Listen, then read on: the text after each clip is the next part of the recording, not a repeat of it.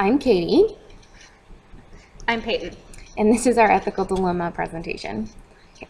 A social worker started a new job at a new agency and felt like everything was going well. 2 weeks into her work, she noticed two of her colleagues giving her dirty looks and making passive-aggressive comments. Later that week, she heard a rumor they started about her that could ruin her career in mental health. The social worker now dreads going into work and feels uncomfortable in the case management office. She knows she should talk with her supervisor, but is in fear that she will look bad and start drama. Okay, so the ethical issue is her not seeking consultation due to the fear of looking bad. And then some options that she has would be to not seek consultation or to speak to the unethical social worker about the problems that are going on, or seek consultation to see if it does help in the long run.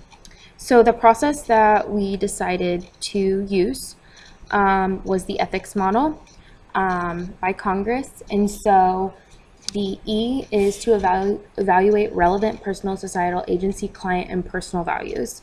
So the personal value to the social worker would be that, I don't want to look bad, I don't want to start drama, I don't want to create rifts, I just want everything to be smooth and fine.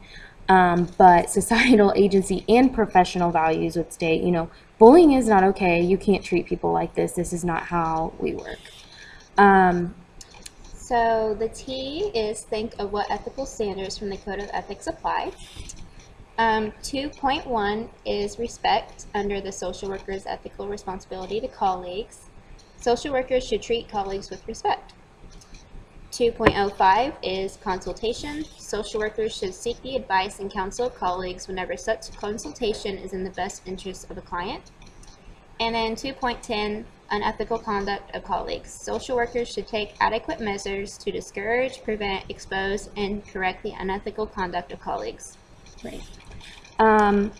H, hypothesize about possible consequences. So if we're not seeking consultation, then what can happen is this can continue to go on. Nothing's getting solved. Speaking to the unethical social worker, that could go really well or end up very bad. Seek consultation to see if it helps. You could go to your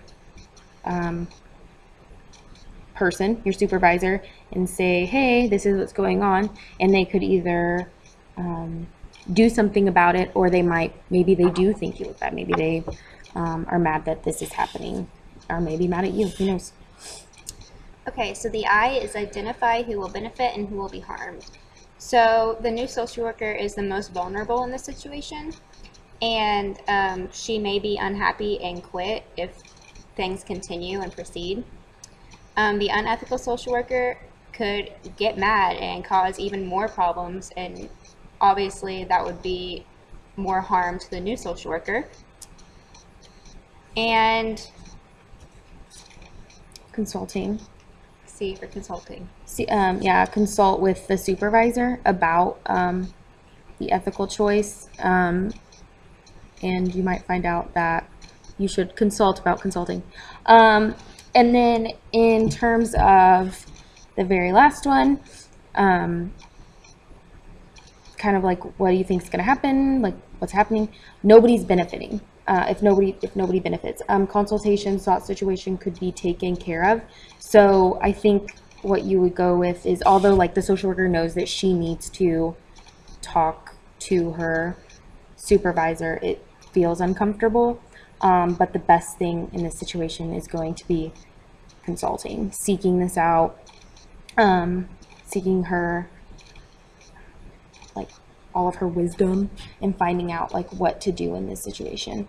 And then she'll be more comfortable. Hopefully it goes the right way, and she'll be more comfortable in her environment and want to stay at her job. And hopefully the unethical social worker, although it's not good, might get fired.